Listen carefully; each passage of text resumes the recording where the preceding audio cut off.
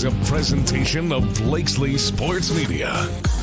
Welcome to BSM Live. Here's your host, Stephen Blakesley. Well, we want to welcome you into this, the 6th episode of Blakesley Sports Media Live. Thanks to everybody tuning in for our 6th episode, and something that's become kind of a new Tuesday night tradition for me is putting on this awesome show, and it's been a lot of fun to do it, and I can't wait to share with you guys all the cool things that have been happening in the world of motorsports, mostly on the West Coast. On today's program, we're going to have our Winner's Circle segment that we've been doing every week, and there's some really cool first-time winners we're going to be talking about. And then we'll also have our interview that will preview this weekend's ARCA Menards Series debut at Phoenix. We're going to talk to Michael Self out of Park City, Utah, about his expectations going into Phoenix this weekend. So really excited to do that. We also have some awesome video clips from Madera Speedway, including an interview with Matt Erickson, an interview with Robbie Keneally, and an interview with Jaden Walbridge. So 3 interviews from Madera. So can't wait to bring you guys these awesome interviews as well. We also have our video clip of Keith Day Jr. picking up the victory at the Keller Speedway, a video that already has 4,000 views on Facebook, and I can't thank all the fans enough for supporting this video, and really excited to share that with some of you here on Blakesley Sports Media Live that may have not seen it.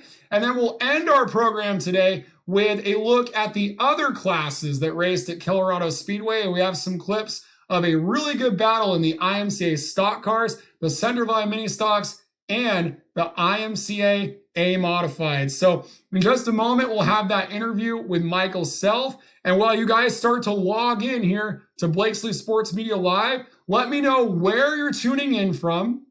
And also let me know where you're going to be this weekend at the races. It's going to be another big weekend in the state of California. Most notably, the ASCS sprint cars will be racing on Friday, Saturday, and Sunday. They're going to go to Merced Speedway, Placerville Speedway, and Petaluma Speedway. So that's a very big event. Stockton 99 Speedway will be opening their season. Plaza Park, the Outlaw Nationals, Friday and Saturday. Madera Speedway with a practice on Saturday. Phoenix Raceway on Friday with the ARCA Menards Series West. And that's all just the tip of the iceberg. I'm sure there's a whole lot more racing out there that I'm not even thinking of. Red Bluff Outlaws with their penultimate race in that points battle. So we are off and running here in 2020 in the state of California.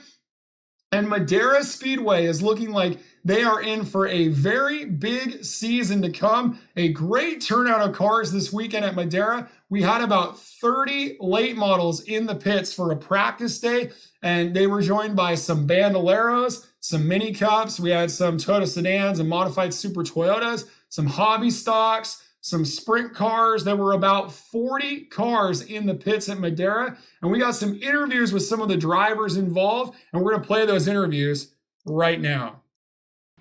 We're here at Madera Speedway for their first open practice of 2020. We're only 2 weeks away from the $5,000 to win season opener coming up on Saturday, March 14th, where we'll have Nut-Up Pro Late models, 5150 Junior Late models, and the Mini Cups versus Bandoleros. We're going to talk to some drivers in the pits in just a few moments. We already did a few MAV TV interviews as well, and just a beautiful day here in February in Madera, California. 20 with Matt Erickson. And Matt, something we talked with a few other drivers is, you know, very few of them have been in a race car yet this year, but you got to race at Irwindale. You're kind of fresh, if you will, and it seems like it's helped because you're up at the top of the board so far. Yeah, we changed a couple things on the car. So Irwindale, we learned a little bit and brought it over to here, and it's working. We're just changing one little thing at a time, and each time we go out, we pick up a tenth or two. Right now, we're barely sitting on top of the charts on super old tires, so hopefully the car stays underneath us. We find a little bit more speed, and when we stick her up, we can pick up another couple tenths. Now, the stakes have never been higher here at Madera. Lots of bonuses and prizes and car count. Does that affect the intensity level at all for someone like you? Yeah, it's going to have to, I mean, most winning driver at Madera here. Last year I didn't win a single race, so you got to be on top of your game now. It's not like it used to be back in the day. So if you're just off a little bit, you're going to be running 15th on back. So last year you guys had another car in your pit stall, of course, with Jay Juleson in the junior late models, and you had to spend a lot of time working on his car. And this year, at least so far, you're kind of a lone wolf. So has that been a help or a hindrance, or what's the feeling like going into the season? I'm not really 100% sure yet, because with two cars you could try different things and gives you double the practice. But you know, our car after the last Roseville race needed a clip, so this is actually the Jay Juleson car right here. And it's turning pretty good, so hopefully, like I say, we can make it better and get a win or two out of it. So you've been around the Madera late model scene for a long time, and you've seen it grow from the little dream that it was to what it's become, and now we see upwards of 7 tracks running this rule book. How exciting is that, and do you plan on taking advantage of some of that and racing at other places this year? Yeah, we are. We're going to do a couple of races at Roseville. We're going to go down to Kern County a couple of races. We're going to go back to Irwindale for the small track. And I think the 26th of March, we're going to go do some testing on the big track with this package. So hopefully it works out, and I think they're trying to get it where all 5 tracks within a couple of years have all the same rules. Robbie Keneally, I'm 13 years old. I drive the number 1K. I'm a junior late model 5150 series. I'm from Oakland, California. I'm really excited. We have a lot of changes thanks to Ericsson Racing. Car's a whole different thing, and we have a lot more speed than we did last year. We've all been racing for about 9 years, each one of us. My sister this year will drive my brother's old Mini Cup, and my brother will drive his new Bando. Me and my sister have gone once, but Joey's too young to be with us. I don't think all 3 of us going at it once would be good, but I just want to thank Linex, Oakley Chiropractor, Wiley X, Ericsson Racing, and my family. I'm Jaden Walbridge from Portland, Oregon. I race the number 07 in the junior late models. And we see from where you're sitting that you've got crutches right next to you, and you've got a cast on. Yep. Tell us what happened. I was playing with a couple buddies in the grass a couple days ago, and I slipped and ended up breaking my leg and spraining my ankle. And I still came out here to the racetrack today to do a couple practice sessions, so pretty dedicated to the season. So I'm gonna have this cast on for the first couple races, so I need some practice. Hopefully win the championship. We missed out on 5 or 6 races last year, so really had only 3 or 4 races to catch up, and we got 3 quick times and a couple podiums, so we're hoping to start off where we finish. So there's a look at all the activities at Madera Speedway on Saturday. Again, they had about 40 late models in the pits, 30 late models in the pits. And for Matt Erickson, Robbie Keneally, and Jaden Walbridge, I want to thank those guys for those interviews. We will post those interviews separately later on Facebook and YouTube, so you guys can share those with your sponsors and your friends and family. But thanks again for doing that for us. And then after we were done over there at Madera Speedway, we headed over to Keller Auto Speedway in Hanford. Want to thank Peter Murphy, Denny, and all the guys there for inviting us over. And we got to see a whale of a sprint car race with a first-time 360 sprint car winner. And let's take a look at that video right now.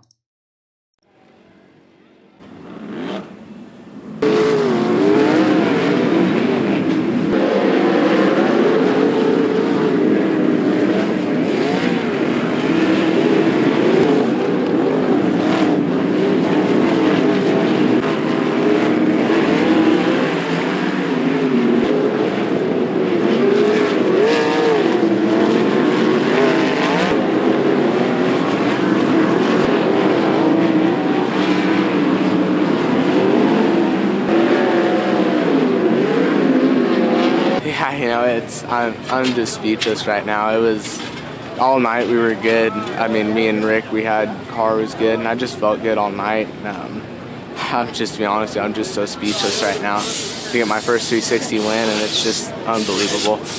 Yeah, about halfway through, like right through the middle, it was starting to get pretty patchy with some moisture spots, so I kind of ran there, and then I got to lap traffic and kind of saw some guys going to the top in 1 and 2, so I decided to kind of make a move on it, and it started to get, there was a little treacherous, and then 3 and 4 started to take a little rubber. So yeah, you know, the heat race I kind of struggled a little bit, and then we came back, got the car a little bit better, and just got off to a good start in the dash, and that really gave me a ton of confidence for the main event. I felt really good, felt good going into it, so I just had to hit my marks. I knew I'd be good. I can't thank my dad, my mom, my sister, my Uncle Rick for all the hours he puts in, and Ken, Keith Trucking, Gadline Services, Special Challenge Saw, KPC, FK, just everyone who makes it possible. So there he is. There's the guy that was standing tall in victory lane, Keith Day Jr. And you see the driver on the left there. That's Caleb Henry, who had that massive bicycle you just saw in that video. And he managed to save it and run third behind Heath Dunkerkin, who was the runner-up. The Colorado Speedway continues their season on March the 14th with the USAC West Coast 360s. So again, big thumbs up to Peter Murphy, all the effort he made there. It was really a lot of fun to be there. The venue was awesome. And we were done at 10:05 with 4 divisions of racing. So you can't beat that. Also in the winner's circle this weekend, Ryan Robinson winning the Taller Memorial race out there at Marysville. And just really cool to see Ryan Robinson standing on top of the wing out there at Marysville. So 2 very young, talented drivers picking up victories this weekend in California. And now we go all the way across the country to Texas for another young, talented driver picking up a victory. Jade Avedizian gets the win at the Super Bowl Speedway on Friday night. The young lady out of Clovis. That's her second win of the year. She also won the Tulsa Shootout and then went on to lead all but the final lap of Saturday's main event. So she has a win, and a second in 3 starts this year, running back on the East Coast back there in Texas and Oklahoma. And they're going to stay out there and race again this weekend at a track called the Red Dirt Raceway in Meeker, Oklahoma, as young Avedizian is the points leader currently in the Lucas Oil Now 600. Of course, Avedizian's going to come back to California in the springtime and run for the Lemoore Raceway, Delta Speedway, probably run Delta in the restricted class, and then do a little bit of super stock, which is kind of like the A class for Lemoore and Plaza Park. But great work by that young lady. Did a real good job this weekend. And now we're going to take this opportunity to come back on screen. And in just a moment, we're going to be previewing this Friday's General Tire 150 at Phoenix. The first time the ARCA Menards Series has raced at Phoenix. Of course, the ARCA Menards Series West has raced there quite a bit. And one driver that had a lot of success in those events was none other than Michael Self, who just won Daytona in the ARCA Menards Series. He had 8 West Series starts at Phoenix, including a win. So he comes into this Friday as a favorite, but it is a dynamic field of cars with entries from Bill McAnally Racing. We got entries from Gibbs and Gilliland and all kinds of big names, Sam Mayer in the field. And we took this opportunity to talk to Michael Self about the first ARCA race to take place at Phoenix. All right, this week on Blakesley Sports Media Live, we're talking with Michael Self, the winner of the 2020 ARCA race at Daytona and the 2019 ARCA runner-up in the championship. And Michael, thanks for coming on the show. Yeah, thanks for having me. I appreciate it. Good to be here.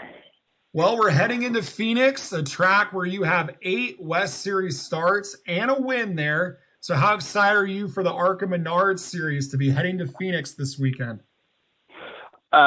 Extremely excited. So, Phoenix is more to me than just a track I have won at in the past. I think that as a driver, anytime you return to a track where you have won, there's a little added element of excitement, at least for me there is. But Phoenix kind of goes beyond that. When I won there in 2012, that was one of the bigger wins of my career to that point. But if you look back before then, Phoenix was a track that when I first started racing the K&N series, I really struggled there. I didn't have a lot of guidance there early on in my K&N career. It was a place that when you looked at the West schedule outside of the Roseville, the Stocktons, it was very intimidating because it was the only big track that we ran, the only thing above a half mile that we ran until Iowa came back on the schedule. And I just couldn't quite figure it out. So, at first I had a lot of finishes that weren't so great out there. And then I specifically remember in 2012, the year that things kind of turned for me and I was able to win a couple of races. We went to the Phoenix, the spring race, and Steve Portengay was my crew chief, and we ran horribly. We just didn't do good at all. I think we qualified like 14th and finished 18th or something, and just weren't even close the whole weekend.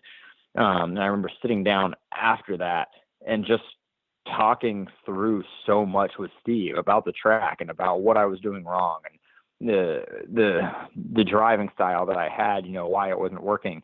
And it almost seemed like after that conversation, like things clicked. We went to Iowa that year, and we went to Iowa that year and came close to winning the west portion. We actually did go to Iowa the second time that year and won the west portion of it. Went to Brainerd that year and won, and then came back to Phoenix in the fall and led all 50 laps of that race and won. And then we came back in 2013 and finished third and had another good run at the end of the year before we got a flat tire there. So I give a ton of credit to Phoenix as a track that taught me how to drive almost, and a place that I really just learned more than I have anywhere else. And that gives an extra element of excitement for me. Plus, on top of all that, that's a big market for my sponsor, Sinclair. So we got a huge group of people coming out from Sinclair this weekend. That makes it really exciting. Any time we go somewhere where I can fill up the rental car with Sinclair gas before or after a race is just gives us a little bit something extra special for the weekend. Yeah, that's really cool. And you haven't raced on the new layout at Phoenix, but you will have a really strong teammate with you in Chandler Smith and a great team at Venturini. So how helpful is that to come into Phoenix with a really strong teammate as well? Well, I think so you said I haven't raced in the new configuration, but all they did was move the start-finish line, right? So I actually, I remember I raced on Phoenix before they ever repaved it. And then that race when I won in 2012, that was after the repave and the change. So this will be technically the third configuration to race on there. But, Chandler's got a little bit of experience. He ran the truck there a handful of times, I think, and had good runs. And Chandler's obviously really good wherever he goes. And fortunately, Venturini Motorsports has kind of been the team to be with in the ARCA series here the last couple of years. We have a huge hunk of momentum on our side after Daytona. Anytime you start off the season with a win, it feels good. Things are going to be a little bit different this year. As you know, the rules have changed a little bit. So we got a little bit of a different motor package that we're taking out there. So a little bit anxious knowing that we're going to have to figure some things out with that. A little bit less horsepower than we're used to. But we've got the best guys, the best minds in the shop of any team, I think. And, that makes it fun, makes it easy to go into these weekends with a lot of confidence. Well, that was what I was going to ask you about is in the fall of 2019 for the ARCA West Series race, there were a few cars that ran that race with the ARCA Ilmore package, and it looked like they were pretty darn strong. And so I think they've kind of reined that in a little bit. And what that does is you've got a couple of very strong Bill McAnally racing cars in this event, such as Jesse Love. Do you think that some of those West Series guys might be a contender on Friday? It's hard to count Bill's guys out. Bill has a really solid program out there. Obviously, he always has, and he's been around for a long time. I think this spring race is going to be a little bit different than what you saw in the fall because the guys that were there that had the ARCA motor still had a lot more weight than the K&N cars, but the ARCA motor still had a spacer on it. So it's going to be a little bit different. We've been going back and forth a lot between K&N motors, ARCA motors in our shop. It's going to be really interesting to see who shows up with what. Assuming that Bill's guys have the K&N motor, I think some of the guys from out east are going to have the ARCA motor. It'll be an interesting comparison for sure. And this is also the first race for the new ARCA Menards Series Showdown Series. Does that add any extra zest to the event for you? I know you're a guy that's just running all the races, so the mini series probably isn't quite as important to you, but still pretty cool for the first race for that series as well. Yeah, my goal is to win everything this year. I want to win the overall Drivers' Championship for the ARCA Menards Series. I want to win the Showdown Championship. I want to win the Drivers' Points. I've got a little bit of a chip on my shoulder right now because of how things ended last year and just barely missing out on it. That was a pretty awful feeling to have over the off season. I feel like, I'd won it and I was driving as good as I've ever had. And so my goal is to go win every single race, whether it's a an ARCA Menards race or an ARCA Menards East or West race or one of these showdown races. I want to just go focus and win them all and do what we did at Daytona. So hopefully we can get this series inside a series started off on a strong note and, kind of focus on all the things that we need to just to put another solid day together. I think the last thing I want to ask you about is about this ARCA combination of East, West, and Menards series. And for you as a driver that came from the West series, did a lot of your development there, and now seeing them all under the ARCA name, what do you think about all this? To me, it's pretty exciting. A lot of people think it's new and interesting and exciting. What have you thought so far about ARCA being under this umbrella now? Yeah, I'm in favor of anything that gives us more cars at the races. We've all needed that. I mean, every series has needed more competitive cars at the races. And props to NASCAR and ARCA for figuring out a way to try and do so. A couple changes I'm not necessarily in favor of. I don't like the pit stops, which aren't really pit stops. I'm in favor of live pit stops. So you're going to have to do that in the Truck, Xfinity, and Cup series. So you might as well do it at the lower series and learn how. It gives us something extra to learn, an extra variable thrown into the race. So not crazy about that getting changed. And also I'm just, like I said earlier, a little bit anxious about this motor package. Anytime that you combine two motors or let two motors run in a certain series and you throw in other factors like weight additions and subtractions, sometimes that gets a little bit messy, but I think everyone in NASCAR and ARCA has done their homework and they continue to work with the teams to figure out a good mesh for those things, so that at the end of the day, we are just bringing a couple series together to go to a bigger variety of tracks with hopefully more competitive cars. Well, there's quite a few unknowns this weekend, but one thing is for sure that Michael Self's going to have a well-prepared car and probably have a pretty good weekend. So, Michael, good luck at Phoenix, and thanks for coming on our show. Yeah, thanks, man. Thanks for having me. Well, we want to thank Michael Self for taking time out of his busy start to the 2020 season to come on and preview the ARCA Menards series, making its debut at Phoenix this weekend. Again, that race is on Friday, and it will be live on Fox Sports 1. Also this weekend, if you want to stream some racing, the ASCS races on Friday at Merced and Saturday at Placerville will be live on Lucas Oil Racing TV. So if you have Lucas Oil Racing TV, show some support for the West Coast guys.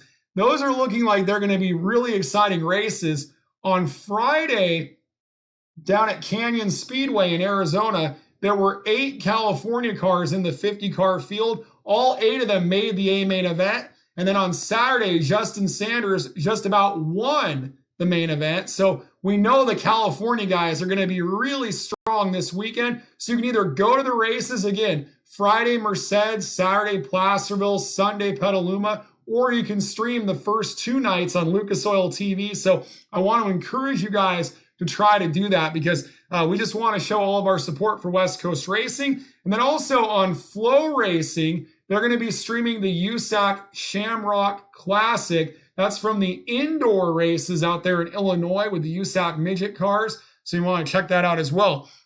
In the meantime, we have some, I think we have some highlights. I'm going to try to bring these up from Hanford from Saturday night with their street stock cars, or I should say the IMCA stock cars is what we call them. And then also highlights from the IMCA modifieds and the Central Valley Mini. Yeah, we got them. They're working. Perfect.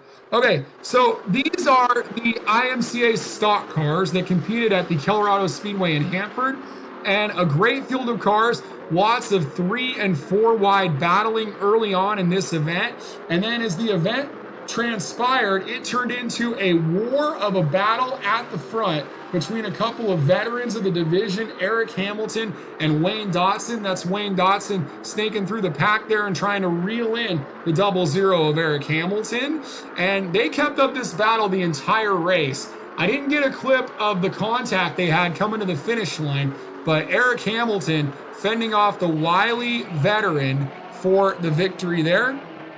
And then in the Central Valley Mini Stocks, a big pack of cars for the Central Valley Mini Stocks. And it was Dan Myrick in that blue number 18 X car taking the victory. The number 28 of Greg Baronian was running in second at the finish. The 75 of Jeff Duran came home in third. And now over to the IMCA Modifieds. This was a really exciting race. Very good competition there at the front of the pack as Cody Laney, you'll see Cody Laney in the white number 9, did all he could to try to take the lead, battling things out there with Kyle Heckman, Logan Drake, and others. And there goes the number 9, Cody Laney, around the outside. And lots of two-groove racing in the modified race. And he crosses the stripe and gets the checkered flag in front of a great crowd there at the Colorado Speedway. So that's what we have for you this week here on episode number 6 of Blakesley Sports Media Live. We're live every Tuesday at 5:30 p.m. Pacific time. But if you miss an episode of Blakesley Sports Media Live, we have tons of ways for you to find it. So the audio from this will be on every podcasting service you can think of. I've done my best to get it everywhere I can get it. You can go to BlakesleySportsMedia.com, click on the live button at the top, and there's links to all of that. We also have it on YouTube and on demand here on Facebook. So if you miss an episode, also while you're on my website, sign up for email alerts. On Wednesdays, we're going to email a link to the clip and then also to all the big news in motorsports in California. So again, I want to thank everybody for tuning in. We'll give a little tip of the hat to Alex Bowman. We have Scott Sutton tuning in out of Arizona. And yeah, very cool to have Alex Bowman getting the victory in the NASCAR Cup Series this weekend at Fontana. And the thing about Bowman, he started out racing in USAC Ford Focus cars. Back then they had dirt and asphalt. And he was running at places like Altamont on the pavement with what they call a combo car, so kind of a dirt car, getting victories. This was back in 2006. And so he's always been a great one. We've had him on my podcast before and got to announce him at those wins at Altamont. And he's been a special driver for a long time. So big congratulations to Alex Bowman for his victory out there at Fontana. And it's going to be an exciting weekend at Phoenix with the ARCA Series on Friday, Xfinity on Saturday, and the Cup Series on Sunday. So again, want to thank everybody for tuning into this episode of Blakesley Sports Media Live. Lots of great racing this weekend, as always. Stockton's racing, Placerville, Merced, Petaluma, the Outlaw Nationals at Visalia, Red Bluff Outlaws. Find a racetrack, and we'll see you at the races.